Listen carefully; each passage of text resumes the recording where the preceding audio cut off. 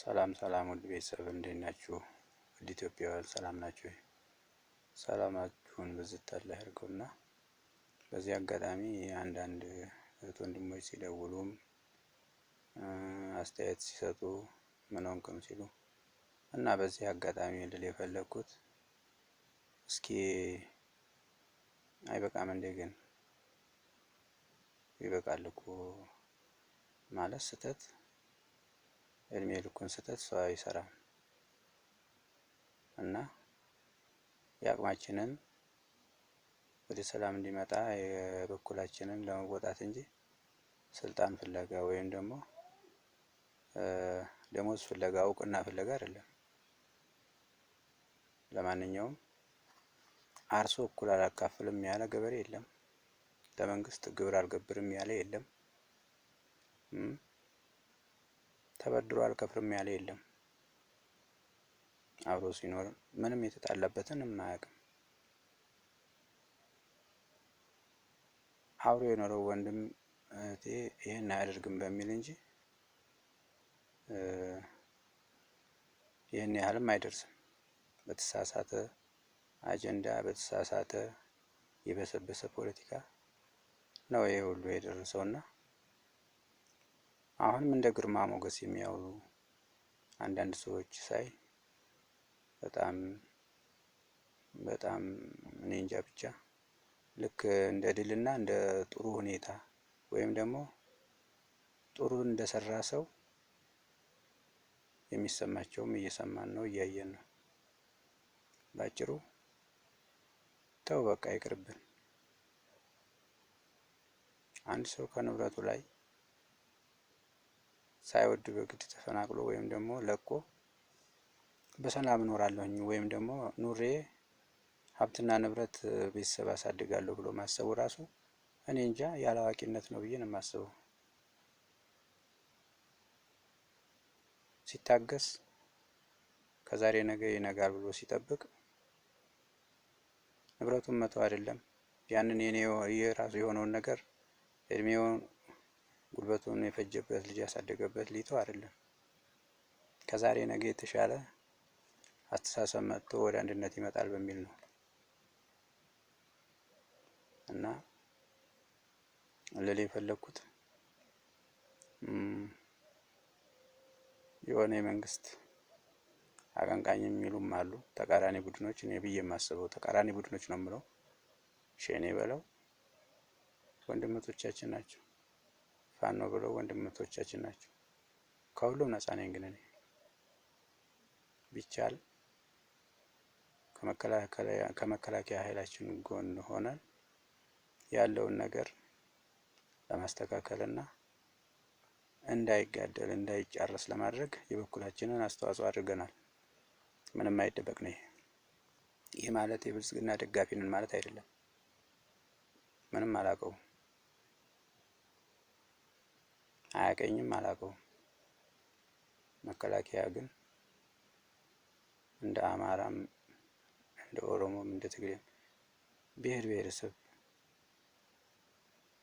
ሁሉ ያቀፈ ኢትዮጵያ የምትገኘው መከላከያ ውስጥ ነው።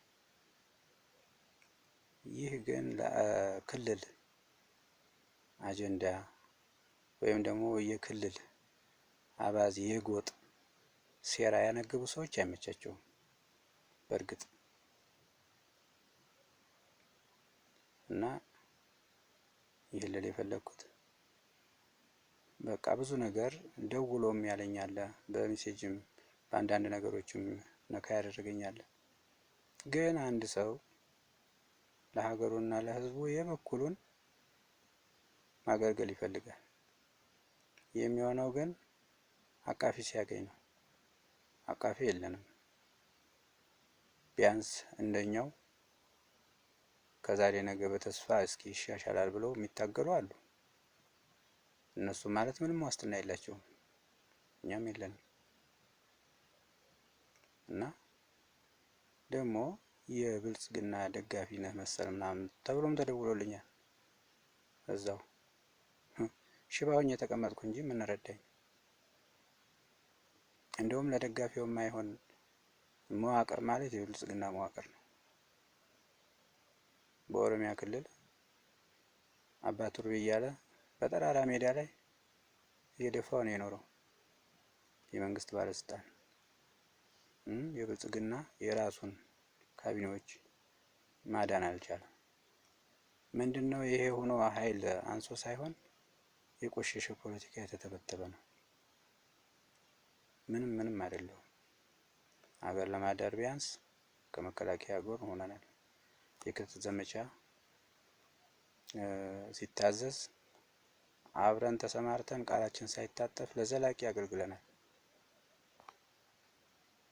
እኔ አሁን ብዬ የምለው እንደ መንግስት ህዝቦች ሰላም ወጥተው እንዲገቡ ንብረታቸው እንዲጠበቅ በየትኛውም ክልል ሰርቶ ንብረት የማፍራትና የመኖር መብታቸው እንዲጠበቅ የማድረግ ኃላፊነትም ግዴታውም ያለው በክልሉ ያለው መንግስት ነው። ያንን ማድረግ ስላልቻለ ተፈናቅለዋል፣ ወጥተዋል፣ ሙተዋል፣ ተገለዋል፣ ብዙ ነገር ሆነዋል። ያንን ቁስል አንቀረፍትም። ላሉት መፍትሄ ያድርግ ነው፣ ሌላ ነገር አይደለም። አሁን የምንፈልገው ያሉትን መፍትሄ ያድርግልን ነው። ሸኔ ብዬ የተጣላሁት የለኝም። ሸኔ የሚባል ሰው የለም እና ተቋሙ ትክክለኛ ነው አይደለም የማውቀው ነገር የለኝም። እኔ ስለ ማኒፌስቶ አላውቅም።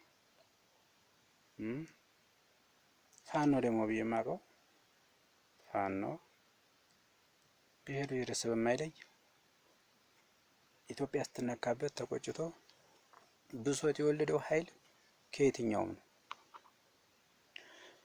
አማርኛ ተናጋሪ መሳሪያ ከያዘ ፋኖ ነው የሚባለው። እኛ ዛሬ ደግሞ በተረዳ ነው ምንድነው የሚሰራው፣ አላማው ምንድነው፣ የሚያካሂደውስ ምንድነው፣ እሱ ማጣራት አያስፈልግም። እስከዚህ ሁሉ መቼ ነው የሚቋረጠው ነው? እባካችሁ ተውት፣ ይቅርብን። የማያዛልቅ ነገር ነው ብዬ ነው የማስበው። የበኩሌን ይሄ ነው አላማዬም። ሰላም የሚኖርኩት ይሄንን ነው። ቢያንስ የማብራራት እውቀቱ ሊያጥረኝ ይችላል፣ ግን አቋሜ ሀገርና ሕዝብ ያው ሕዝብ ከሌለ ሀገር የለችም። ሀገር ካልኖረ ደግሞ ቀሪው ትውልድ መኖር አይችልም ብዬ የማምን ሰው ነኝና ቢያንስ እስኪ ካሁን በኋላ እንኳን ቆም ብለን እናስብ። እኔ ፋኖ ነኝ ብሎ የሚጨፍረውም የሚለውም ወንድሞቻችን እህቶቻችን ናቸው። ግን ለዚህ ለተጎዳው ህዝብ በስቃይ እድሜ የጨመሩለት እንጂ አይቀንሱለትም። ሸኔ የሚለው እንደዛው ኦሮሞ ተጎድቷል፣ ለትግሬ ተጎድቷል፣ አማራ ተጎድቷል። እሱን ሂሳብ አናወራርድም፣ ይቅርብን። የተረፉትን እናኑር ነው ብዬ የማስበው።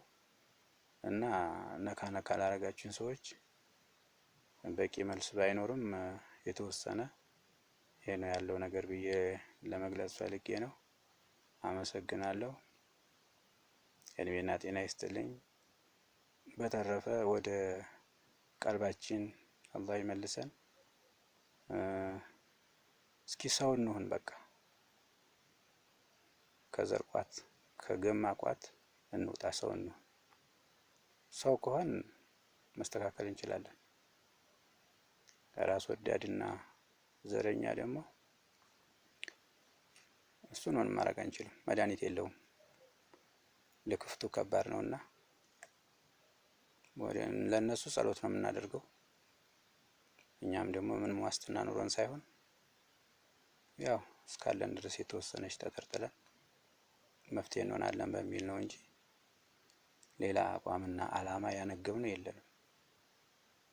ከማንም ድርጅትና ከማንም ተቋም ጋር ግንኙነት የለንም። ያለው ነገር ይሄ ነው። እንተው እስኪ ጎበዝ፣ እንመለስ፣ ሰው እንሁን። አመሰግናለሁ።